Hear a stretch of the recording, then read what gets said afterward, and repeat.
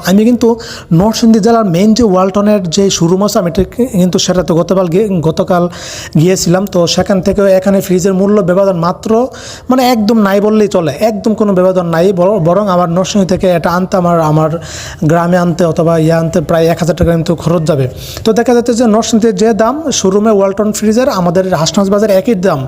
তো আপনারা জানেন যে হাসনাবাদ বাজার হচ্ছে বাংলাদেশের অন্যতম একটা শ্রেষ্ঠ মানে কাপড়ের মানে সুতার একটা বাংলাদেশের একমাত্র একটা মানে বাজার ছিল হাসনাবাদ বাজার। আপনারা জানেন যে এই সুতার এখানে মেন সুতা উৎপাদন হতো এখানে এক সময়।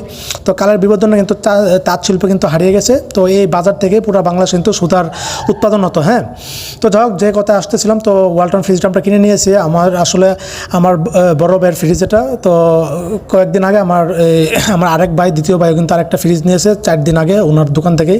এমনকি আমার তৃতীয় ভাইও বছরখানেক আগে এখান থেকে ফ্রিজ নিয়েছে। এমনকি আমার মা কিন্তু এই দোকানের সাথে